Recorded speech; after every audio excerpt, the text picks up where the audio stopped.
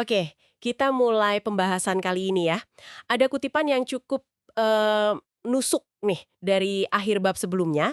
Bab berikutnya kemungkinan akan memprovokasi banyak matematikawan. Mau bagaimana lagi, matematika itu tidak seperti yang mereka kira.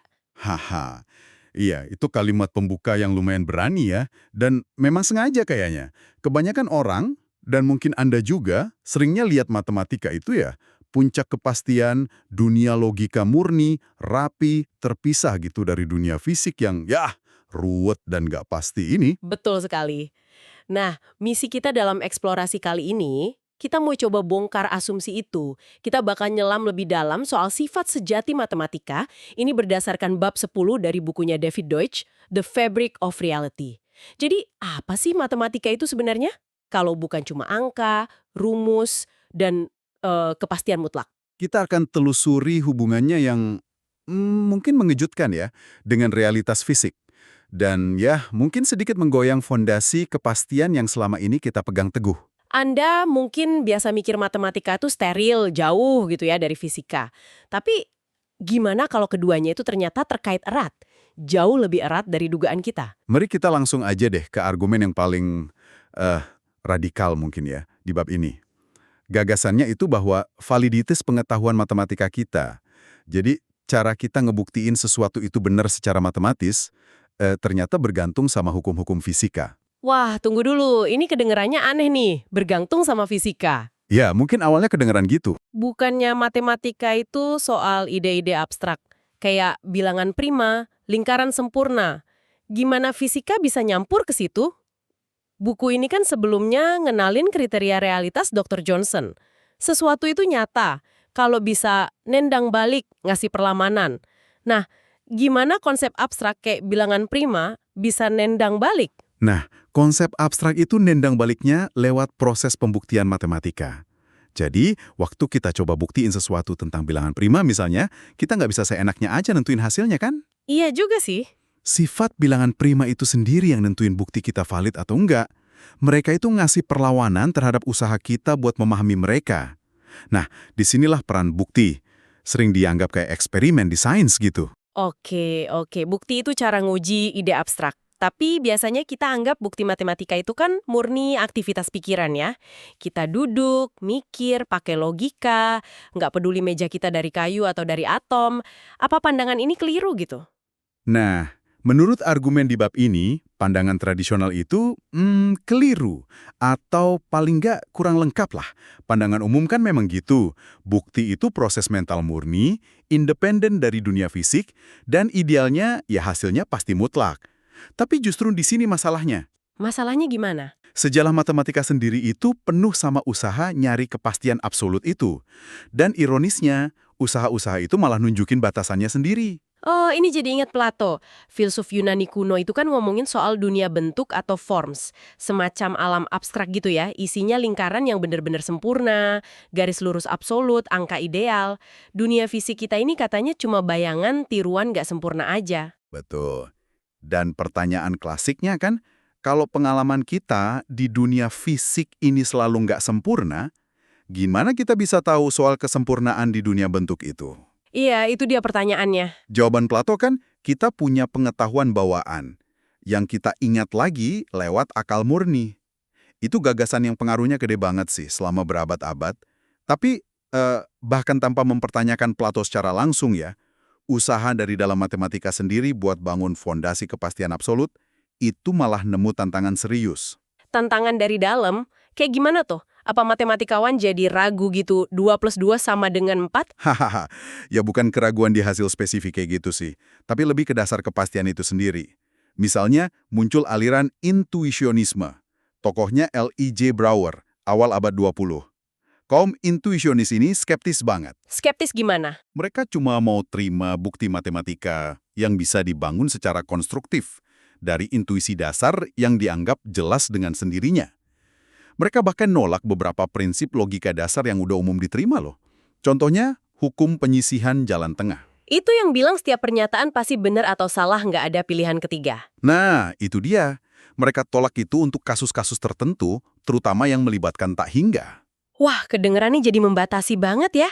Kalau cuma ngandelin intuisi yang jelas, ntar jadi subjektif dong. Intuisi siapa coba yang jadi patokan? Tepat. Itu kritik utamanya, subjektivitas. Siapa yang berhak nentuin intuisi mana yang cukup jelas? Ini bisa motong bagian penting matematika secara, ya, sembarangan. Dan kalau ekstrim, bisa jadi kayak solipsisme. Cuma pikiran sendiri yang pasti ada. Kan nggak produktif buat matematika. Oke, terus ada upaya lain dong, yang lebih sistematis mungkin. Ada, dan ini ambisius banget. Formalisme. Jagoannya David Hilbert, salah satu matematikawan terbesar di masanya. Hilbert ini punya mimpi besar. Apa tuh mimpinya? Dia mau bangun seluruh gedung matematika yang megah. Itu di atas fondasi yang super kokoh.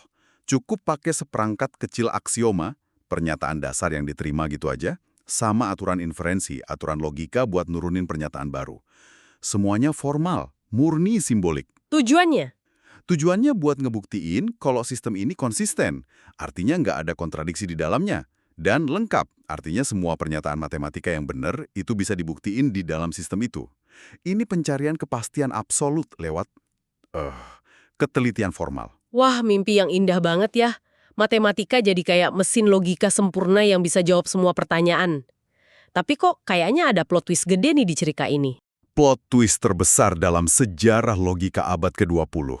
Datangnya dari Kurt Gödel, tahun 1931, lewat teorema ketidaklengkapannya yang, wah, revolusioner banget. Gödel buktiin sesuatu yang menghancurkan mimpi Hilbert. Apa yang dia buktiin? Secara sederhana, ya, teorema Gödel bilang gini, setiap sistem aksioma formal yang cukup kuat buat mencakup aritmatika dasar, tambah, kali, bilangan bulat gitu, kalau sistem itu konsisten, maka pasti ada pernyataan matematika yang benar, tapi nggak bisa dibuktiin kebenarannya di dalam sistem itu sendiri. Tunggu. Jadi nggak peduli seberapa canggih sistem formal yang kita bikin, selama konsisten dan bisa ngitung dasar, pasti ada kebenaran yang lolos, kebenaran matematika nyata, tapi nggak ketangkep sama jaring aturan kita. Persis. Wah, ini benar-benar pukulan telak ya buat gagasan kepastian absolut lewat sistem formal. Banget. Mimpi Hilbert soal fondasi matematika yang lengkap dan terbukti konsisten itu, ya, runtuh. Matematika nggak bisa sepenuhnya direduksi jadi mainan simbol tanpa makna. Ini nunjukin ada batas bawaan dari sistem formal. Menarik banget. Ada juga argumen menarik dari fisikawan Roger Penrose. Dia pakai teorema Gödel buat bilang kalau pemahaman matematikawan itu melampaui algoritma komputasi. Karena kita bisa lihat kebenaran pernyataan Gödel yang tidak terbuktikan itu. Menurut dia, ini nunjukin perlunya fisika baru yang non-komputasional. Sumber kita, Deutsch, nggak sepenuhnya setuju sih sama kesimpulan Penrose soal fisika baru itu. Tapi argumennya nunjukin hubungan antara pemahaman matematis dan komputasi. Oke, jadi usaha nyari kepastian dari dalam matematika lewat sistem formal itu mentok ya. Ini maksa kita mikir ulang sumber pengetahuan matematis kita. Balik lagi ke pertanyaan awal tadi deh, yang mirip sama Plato. Bisa nggak sih kita benar-benar belajar soal lingkaran sempurna cuma dari gambar lingkaran nggak sempurna di papan tulis atau layar komputer? Dan jawaban dari bab 10 ini, ternyata, bisa banget. Sama kayak ilmuwan fisika belajar hukum alam yang universal dan sempurna lewat eksperimen di lab. Padahal objek eksperimennya kan nggak pernah ideal sempurna. Oh iya ya. Kayak belajar gravitasi dari apel jatuh. Padahal ada gesekan udara, ada gangguan lain. Betul. Prosesnya kan abstraksi dan inferensi dari yang fisik ke yang ideal. Saya jadi ingat pas belajar geometri dulu. Guru gambar segitiga di papan tulis, jelas sudutnya nggak presisi 60 derajat semua. Tapi itu cukup buat bantu saya paham konsep segitiga sama sisi, yang ideal, yang jumlah sudutnya pasti 180 derajat. Jadi, pengalaman fisik yang nggak sempurna bisa nuntun ke pemahaman konsep abstrak yang sempurna. Tepat sekali. Dan disinilah argumen inti bab ini masuk dengan kekuatan penuh. Kesalahan Plato dan banyak orang setelahnya itu menganggap proses pembuktian dan pemahaman matematika ini sebagai sesuatu yang murni mental, kepisah total dari dunia fisik. Gagasan kuncinya adalah, bukti matematika itu bukan proses abstrak murni, itu proses fisik. Proses fisik, gimana maksudnya? Pas saya lagi mikir buktiin teorema, itu fisik? Betul, pembuktian itu kan sebuah komputasi.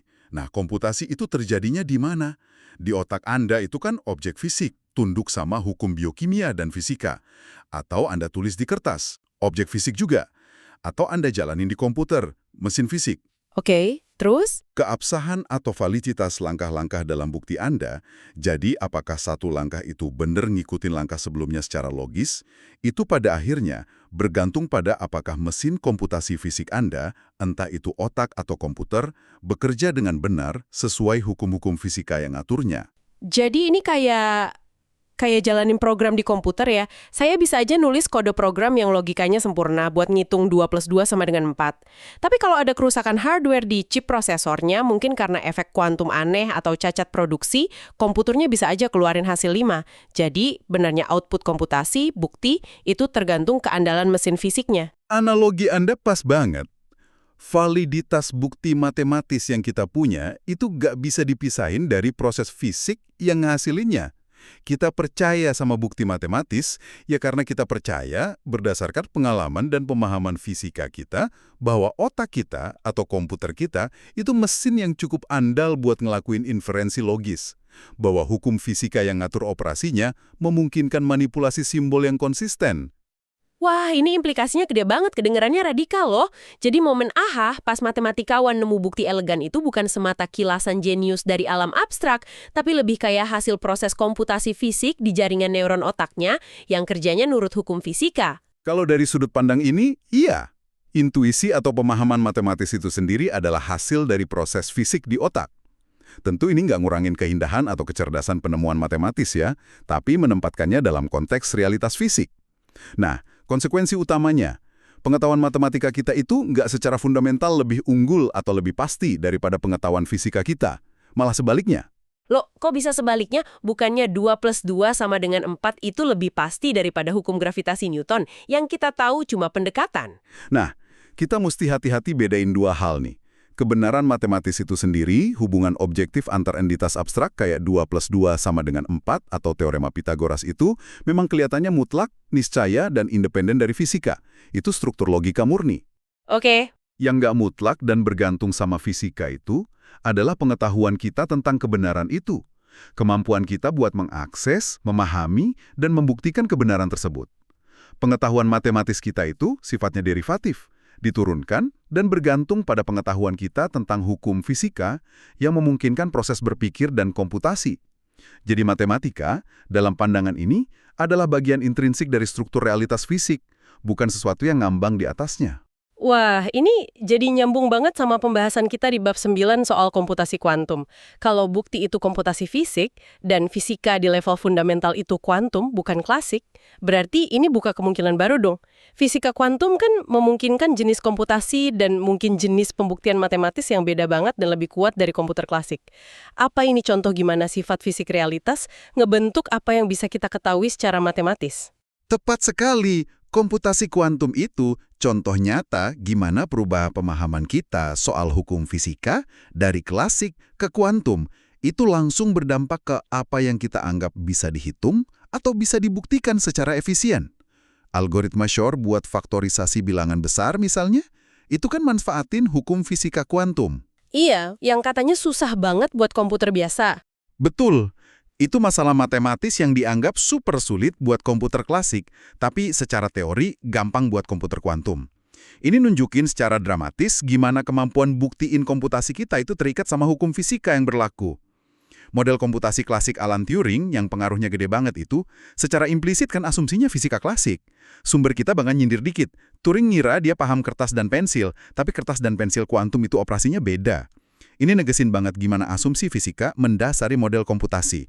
Dan ya, ujung-ujungnya pemahaman kita soal batas pembuktian. Oke, jadi pengetahuan kita soal matematika bergantung sama fisika. Tapi, seberapa banyak sih kebenaran matematika di luar sana yang bisa kita akses pakai proses fisik ini? Menurut argumen ini, kita cuma bisa benar-benar memahami, membuktikan atau mengakses kebenaran matematika yang bisa direpresentasikan atau disimulasikan secara fisik. Pakai bahasa dari bab-bab sebelumnya, soal realitas virtual dan komputabilitas, ya kita cuma bisa tahu kebenaran matematika yang bisa dirender oleh komputer atau otak yang patuh sama hukum fisika kita. Yang mana kayaknya kita pernah bahas juga terkait prinsip Turing dan komputabilitas. Kemungkinan besar cuma sebagian kecil aja ya dari lautan tak terbatas semua kemungkinan kebenaran matematis yang ada secara abstrak. Benar sekali. Kemungkinan besar, ada struktur dan kebenaran matematis yang saking kompleksnya, nggak mungkin direpresentasikan atau disimulasikan oleh objek fisik apapun di alam semesta kita.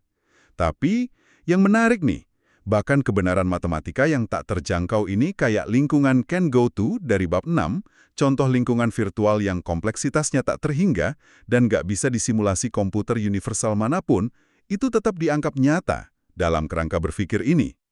Loh, kenapa sesuatu yang nggak bisa kita akses atau buktiin secara fisik masih dianggap nyata? Bukannya itu jadi spekulasi murni lagi? Alasannya itu terkait sama struktur penjelasan kita. Penjelasan terbaik kita saat ini tentang kebenaran matematika yang bisa kita akses dan pahami misalnya, teori himpunan, teori bilangan, logika, itu secara tak terhindarkan merujuk pada keberadaan struktur matematika yang lebih luas dan lebih abstrak itu. Contohnya? Misalnya keberadaan bilangan real tak terhingga. Meskipun nggak bisa direpresentasikan sempurna secara fisik, itu bagian krusial dari kerangka matematika yang kita pakai buat jelasin fenomena fisik dan matematika lain yang bisa kita amati atau buktikan. Jadi, matematika yang tak terjangkau pun dianggap nyata karena dia secara logis dibutuhin sama penjelasan terbaik kita tentang matematika yang terjangkau. Dia bagian dari fabric of reality itu sendiri. Oke. Ini mulai kebentuk gambaran yang koheren nih. Kalau pengetahuan matematika kita asalnya dari interaksi fisik dengan dunia dan komputasi fisik di otak, bukan dari ingatan dunia bentuk Plato, terus gimana kita jelasin intuisi matematika? Kan sering tuh para matematikawan ngerasain kayak ada perasaan mendalam soal kebenaran suatu konsep atau aha moment pas lihat solusi? Sumber ini ngedefinisiin ulang intuisi matematika secara radikal. Itu bukan bisikan dari alam abstrak Plato, tapi sebuah bentuk intuisi fisik. Intuisi fisik? Ya, itu pemahaman kita seringnya di level bawah sadar atau implisit tentang gimana dunia fisik di sekitar kita itu mencontohkan atau memodelkan pola-pola abstrak. Intuisi kita soal angka itu datang dari pengalaman kita ngitung manipulasi kumpulan benda fisik. Intuisi soal urutan dari pengalaman waktu kejadian berurutan. Intuisi soal geometri dari persepsi kita tentang bentuk, ruang, dan gerakan objek fisik. Oh, jadi kayak intuisi fisik kita soal gimana bola bakal melengkung kalau dilempar, atau gimana jembatan bisa nahan beban, itu kan juga dasarnya pengalaman dan pemahaman seringnya implisit soal hukum fisika. Persis. Dan sama kayak intuisi fisik lainnya, intuisi matematika juga bisa salah. Perlu terus diuji, dikritik, disempurnain lewat penalaran logis dan bukti formal yang sekarang kita pahami sebagai proses fisik. Ada contohnya intuisi matematika yang salah? Contoh klasik banget itu paradoks Russell di awal abad ke-20. Russell nanya soal himpunan dari semua himpunan yang bukan anggota dari dirinya sendiri. Pertanyaannya, himpunan ini anggota dari dirinya sendiri atau bukan? Gimana tuh? Kalau dia anggota dari dirinya sendiri, berarti dia harusnya memenuhi syarat buat tidak menjadi anggota. Tapi, kalau dia bukan anggota dari dirinya sendiri, berarti dia memenuhi syarat buat menjadi anggota. Kontradiksi kan? Wah, iya, pusing juga ya. Paradoks ini nunjukin kalau konsep himpunan yang intuitif di awal itu ternyata bermasalah. Perlu didefinisiin ulang lebih hati-hati lewat teori himpunan aksiomatik. Ini bukti kalau intuisi matematis, kayak intuisi fisik, itu nggak sempurna dan butuh perbaikan. Baik. Mari kita coba rangkum ya perjalanan intelektual yang lumayan menantang ini. Jadi, argumen inti dari bab 10 ini, kalau saya tangkap benar, matematika itu bukan alam kepastian absolut yang kepisah dari dunia fisik. Entitas matematika abstrak itu memang ada secara objektif, tapi pengetahuan kita soal entitas dan kebenaran matematika itu nggak absolut. Benar, pengetahuan itu kita dapat lewat proses fisik, yaitu komputasi atau pembuktian, yang dilakuin otak atau komputer. Dan validitas proses ini bergantung sama hukum fisika yang ngatur sistem itu. Rangkuman yang bagus sekali. Konsekuensinya, ya matematika itu terjalin erat sama struktur realitas fisik kita. Dan pengetahuan matematika kita itu pada dasarnya turunan dari pengetahuan fisika kita. Dan ini ngebawa kita kembali ke Anda, pendengar kami. Jadi, lain kali Anda lagi pusing sama persamaan matematika, atau mungkin lagi kagum sama keindahan sebuah bukti teorema, coba ingat perspektif ini deh. Anda itu nggak cuma lagi main simbol abstrak murni, Anda lagi berinteraksi sama struktur fundamental dari realitas itu sendiri. Struktur yang nyambung erat sama dunia fisik di sekitar Anda. Mulai dari cara kerja neuron di otak Anda pas lagi mikir, sampai sifat kuantum materi yang bikin komputer modern bisa ngitung sehebat itu. Ini juga buka satu pertanyaan spekulatif yang menarik banget buat direnungkan di akhir. Mengingat pengetahuan matematika kita itu terikat banget sama pemahaman kita soal hukum fisika yang berlaku di alam semesta kita. Kebenaran atau struktur matematika apa lagi ya yang saat ini sama sekali nggak kebayang, yang mungkin suatu hari nanti bisa diakses atau dipahami kalau kita berhasil nemuin hukum fisika fundamental yang baru dan lebih dalam. Wah, kayak gimana tuh contohnya? Mirip kayak penemuan fisika kuantum yang buka pintu ke kelas komputasi matematis baru yang tadinya dianggap mustahil buat fisika klasik. Tepat sekali. Penemuan fisika di masa depan mungkin soal gravitasi kuantum atau sifat ruang waktu di skala terkecil, atau bahkan sesuatu yang belum kita bayangin sama sekali mungkin. Nggak cuma bakal merevolusi pemahaman kita soal alam semesta fisik, tapi bisa juga secara radikal memperluas atau bahkan ngubah lanskap matematika yang bisa kita jelajahi dan pahami.